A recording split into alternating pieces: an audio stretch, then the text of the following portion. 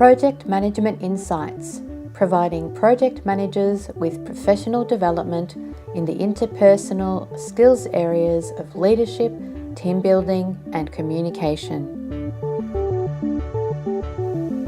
Hi, welcome to this episode of Project Management Insights.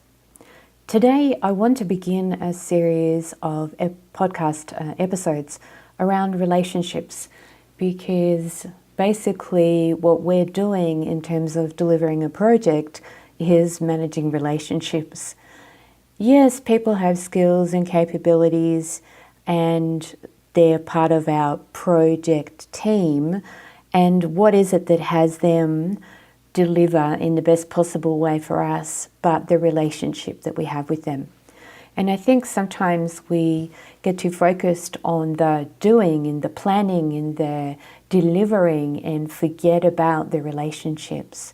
And so what I want to do is dive into some of those relationships that we have on our project team and how we might improve those relationships and make them better and stronger and work in a way that's going to be more effective and make our life and job easier in terms of delivering for our project. So first of all, I want to talk about the relationship with your project sponsor or business owner. What sort of a relationship do you think you need to have with them? For me, what I noticed is that they're like my best friend. And in that, they're the person that I am delivering this project for.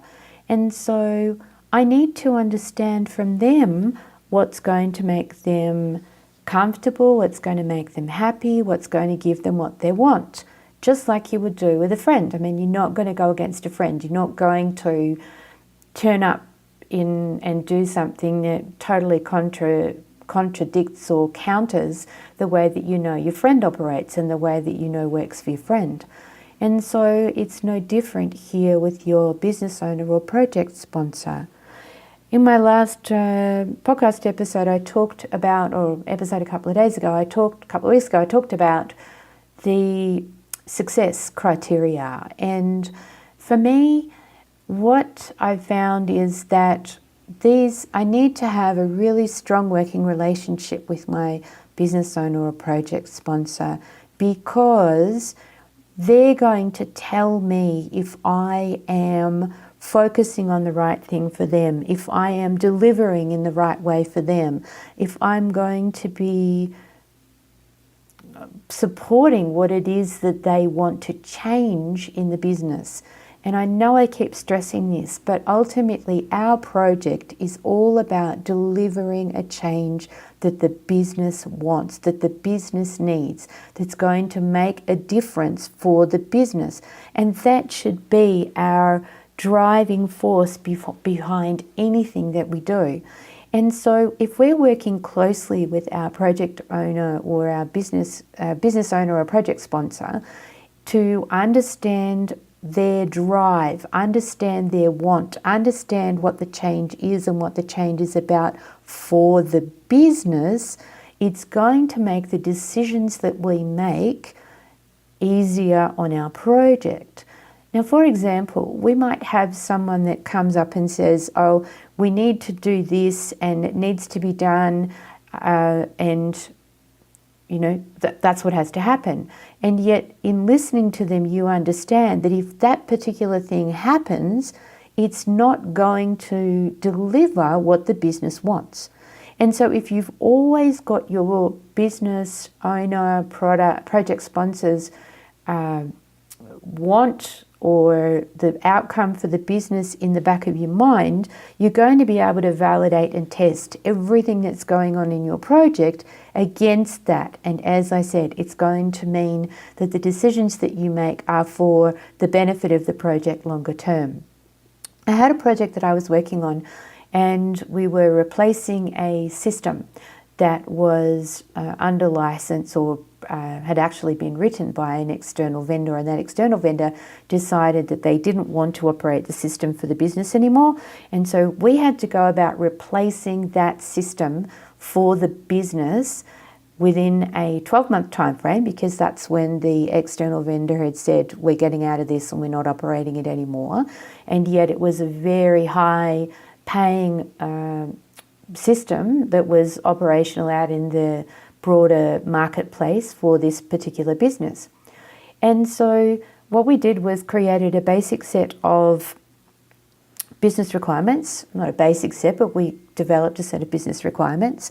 And in that, that's what drove the decisions, and that those business requirements were developed with the business, and then that's what drove the decisions for anything that was happening on the project.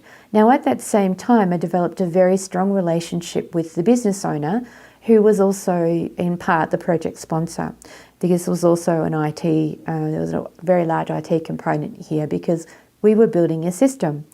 Now, what happened was, because I was clear on what the business's want was, and because we had this set of business requirements, at any time that the IT team, the developers, turned around and said, this is what we're considering doing, I had a valid point to say, yes, tell me how that would work to do this for the business, or no, that's not going to work because it won't fit with what my business owner wants for the project. And so it made the decision making in the project a lot easier.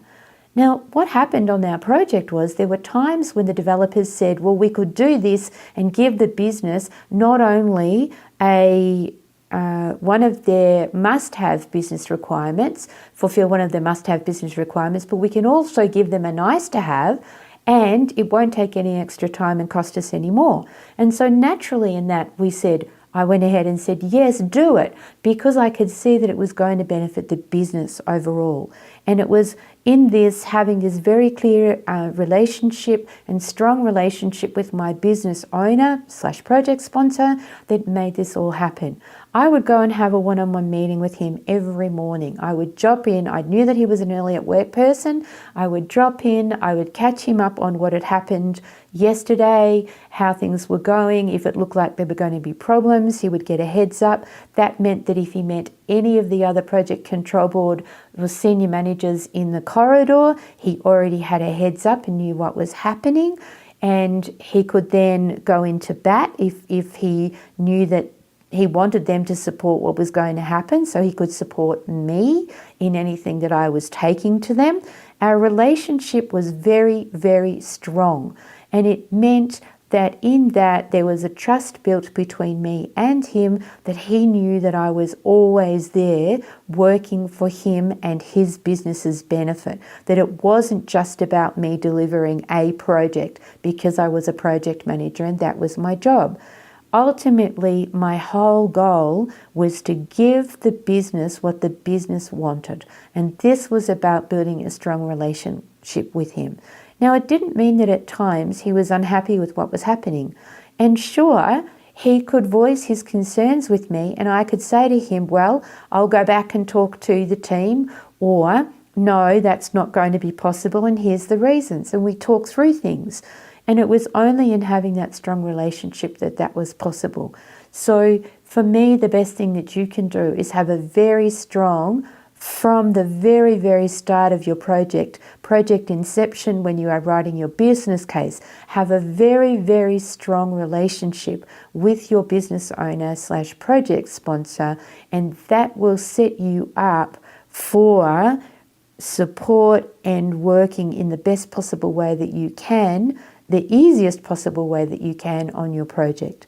If you don't have that relationship, then I would start to look at what's not working in the relationship. Is it that you're not communicating with them? Is it that you're not having conversations with them often enough? Is it that they don't trust you? And how can you turn around that and rebuild the trust with these people? There will be a reason why the relationship has broken down. Look at it, understand it, and then if you need support, come and talk to me and we can work through what sort of strategies you might put in place in order to change that. But ultimately, this relationship needs to be strong. If it's working, great. If it's not, what's not working and how can you change it? All right, so I'm going to do, as I said, a series of these on the other relationships that you will have on your project team with other people in the broader stakeholder environment. And let's talk about these because they are the key to you delivering a successful project. Ultimately, it's your relationships that mean that you are going to get things delivered or not have things delivered, and ultimately to be successful in terms of your own project delivery. So I look forward to talking to you more about this in future episodes of Project Management Insights. Until next time. Thank you for listening to this Project Management Insights podcast. Be sure to visit projectmanagementinsight.com and sign up for our monthly newsletter or to receive updates on upcoming training.